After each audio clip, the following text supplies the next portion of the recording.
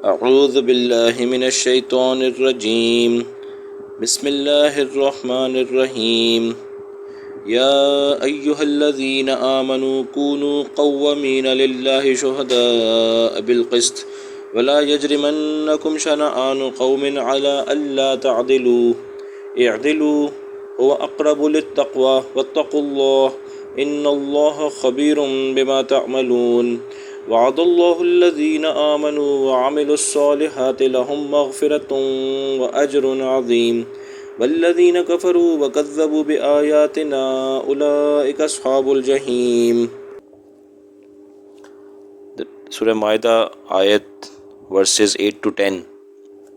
The translation is, O people who have believed, stand for the sake of Allah and bear witness with justice. وَلَا يَجْرِمَنَّكُمْ and shana'anu qawmin. The enmity of some nation should not incite you. Ala Allah ta'adilu. Should not incite you not to do justice. I'dilu, do justice. Huwa aqrabu lit-taqwa.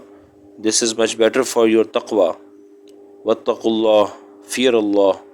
Inna Allaha khabirum bima ta'malun. Verily, Allah is fully aware of what you are doing. Wa'adallahu alladhina amanu. Allah subhanahu wa ta'ala has promised people who have believed, وَعَمِلُوا الصَّالِحَاتِ and those who do good deeds.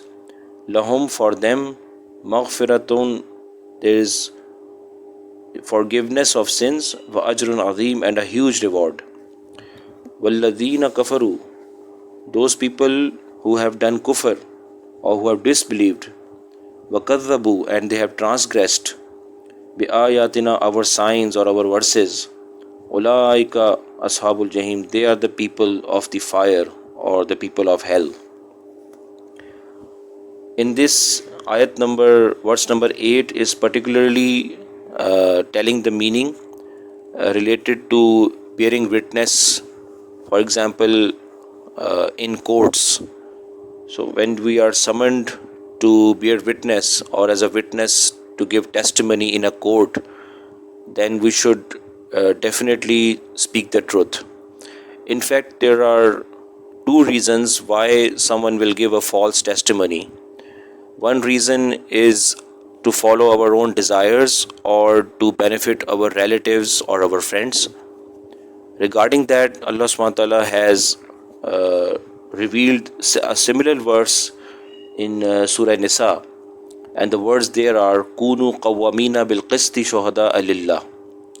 So there the word bil qist comes before lillahi.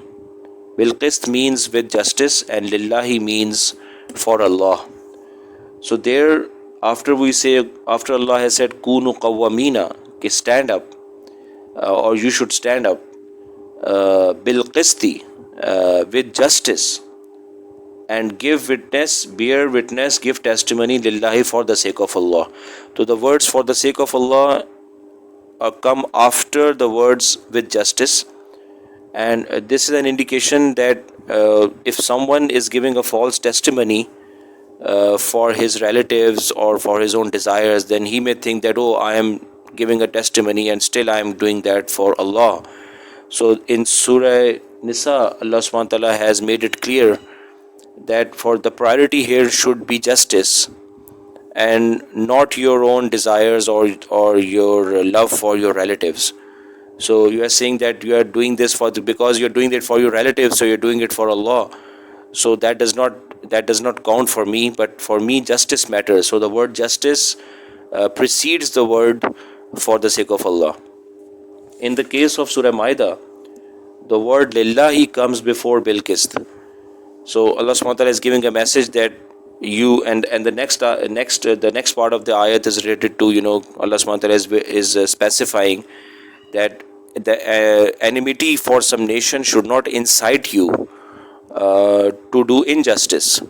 So that means the first part of the ayat is definitely related to the second interpretation through which one can give the false testimony, and that is the enmity of some nation.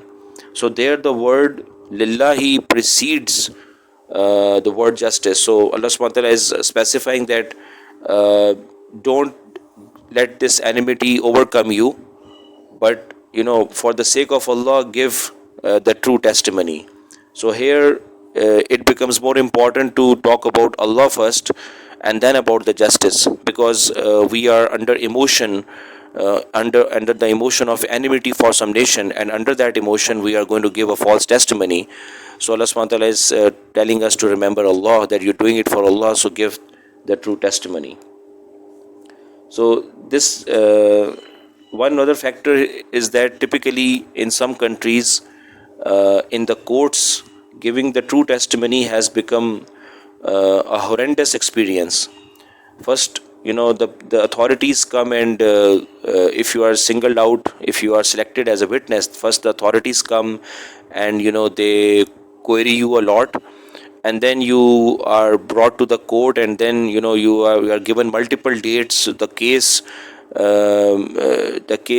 takes a lot of time, and you have to go to the court multiple times, and the witness gets so tired that maybe the next time he or she will not become a witness, and maybe they will say the same thing to the others as well, that seek the mercy of Allah from becoming a witness.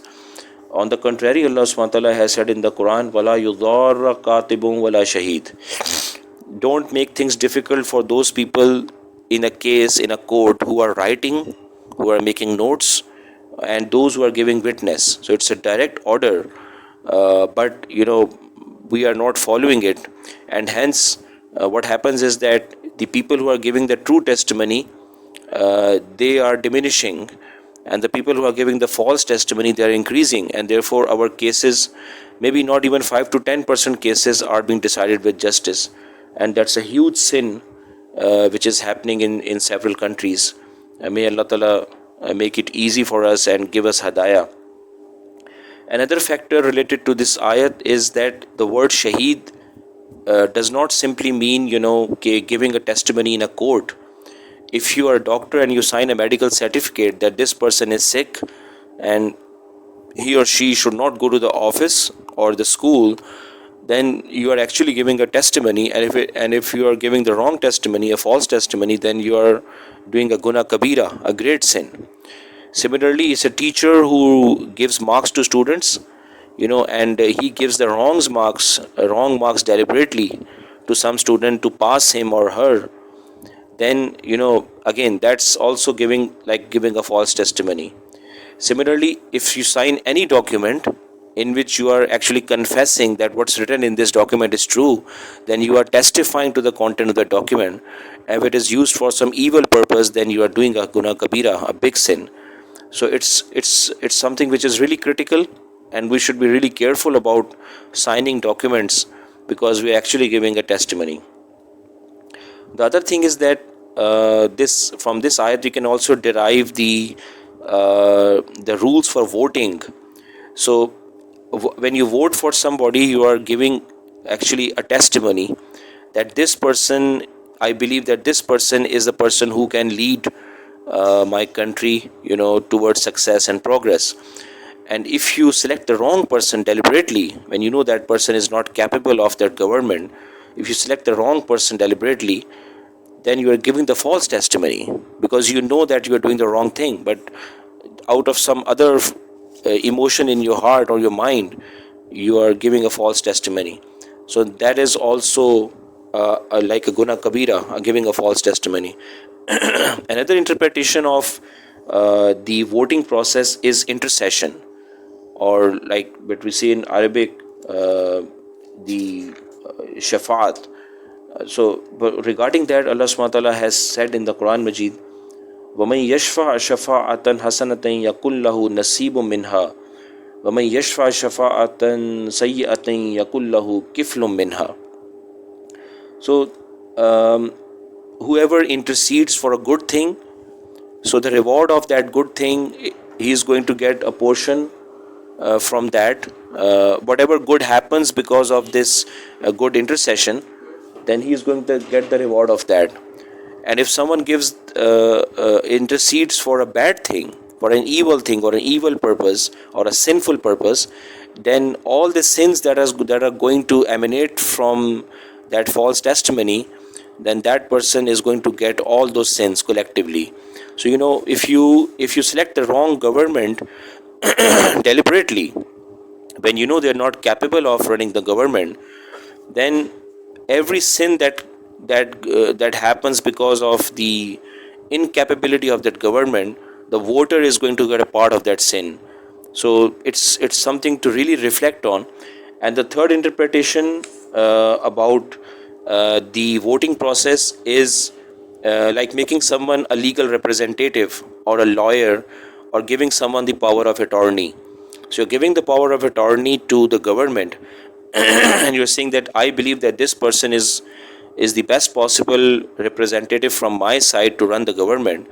And again, if that person does not run the affairs as he or she should do, then all the sins that emanate from that voter is going to get a part of those sins. He is going to get collectively all the sins that emanate from that. It's similar to the problem of intercession. So the crux of the matter is that giving the false testimony is an extremely crucial and a very important thing to consider, and one should always go for it if you are given the opportunity, notwithstanding the problems that you face and the delays that you face, because giving the true testimony will fetch you a huge reward, as is we read in the ayat. Allah subhanahu wa ta'ala has said, وَعَدَ الَّذِينَ آمَنُوا وَعَمِلُوا الصَّالِحَاتِ لَهُمْ مَغْفِرَةٌ وَأَجْرٌ عَظِيمٌ. So this is an indication that if you do give the true testimony, you are doing an amal salih, then indeed you will be forgiven. First of all, your sins will be forgiven, and then later on you're also going to get a big reward. So you get twice the benefit. Number one, your sins are forgiven, it's maghfirat, and the number two is that you're going to get a great reward as well. So it's a double benefit if you give the true testimony, and then obviously continue to do the other neek amal as well, the good deeds. Then so it's a double benefit. May Allah Ta'ala give us the tawfiq to act on these things.